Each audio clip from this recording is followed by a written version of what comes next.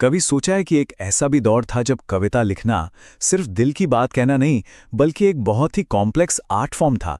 मतलब जिसमें नियम कायदे निभाना उतना ही जरूरी था जितना कि प्यार का इजहार करना। हिंदी साहित्य का यही वो दौर था जो करीब 200 सालों तक चला, जिसे हम रीतिकाल कहते हैं।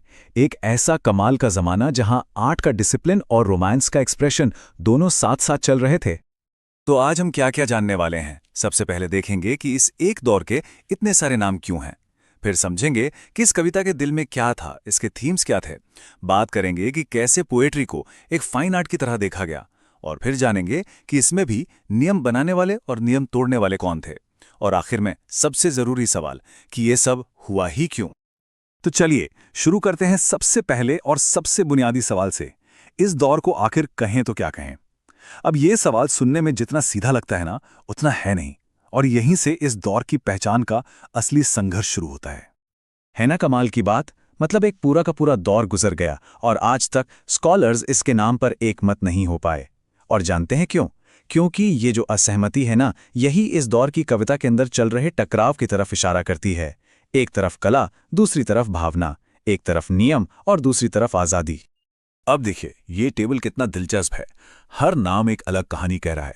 कोई इसे अलंकृत काल कहता है, मतलब जब कविता को गहनों की तरह सजाया जाता था। जो सबसे माना हुआ नाम है रीति काल, वो इसके नियमों और स्टाइल पर जोर देता है। फिर कोई इसे श्रृंगार काल कहता है, जो इसकी रोमांटिक आत्मा को पकड़ता है। और किसी ने इसे कलाकाल भी कहा, मतलब पीरियड ऑफ आर्ट।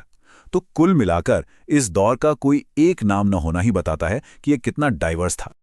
तो नामों की इस पहेली के बाद अब सीधे चलते हैं कविता के दिल में। आखिर ये कवि लिख किस बारे में रहे थे, उनकी कविताओं की आत्मा क्या थी। चलिए अब इसे समझते हैं। तो ऐसा नहीं था कि बस एक ही तरह की कविता लिखी जा रही थी। वीरता की कविताएं भी थी, भक्ति भी थी और दुनियादारी सिखाने वाली नीति की बातें भी थी। लेकिन इन सब पर एक चीज भारी थी, एक विषय जो हर तरफ छाया हुआ था, और वो था श्रृंगारिकता, यानी रोमांस और ब्यूटी।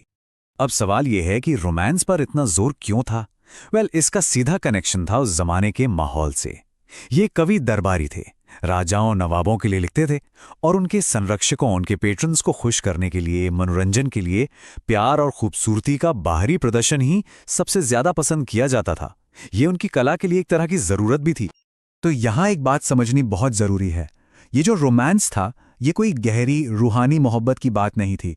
जैसा डॉक्टर भगीरथ मिश्र कहते हैं, ये ज्यादातर सेंशुअल था, भोग पर आधारित था। इसका मकसद मनोरंजन करना था, आत्मा की गहराइयों में उतरना नहीं। लेकिन रीतिकाल की कविता में क्या लिखा जा रहा है ये तो जरूरी था ही, लेकिन शायद उससे भी ज्यादा जरूरी था कि कैसे लिखा जा रहा है। ये कवि अपने क्राफ्ट, अपनी कला को लेकर एकदम जुनूनी थे। उनके लिए कविता एक कलाकृति थी जिसे परफेक्शन के साथ तराशना पड़ता था।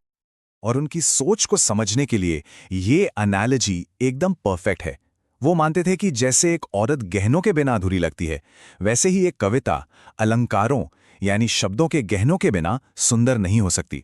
ये सिर्फ भावना का बहाव नहीं था, बल्कि एक बहुत ही बारीकी से तैयार की गई आर्ट पीस थी।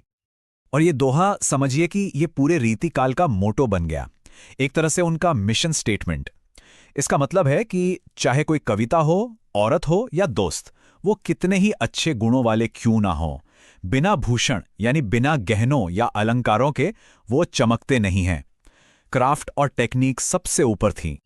अच्छा, नियमों को लेकर ये जो जुनून था, तो क्या इसका मतलब ये है कि सब एक ही ढर्रे पर लिख रहे थे?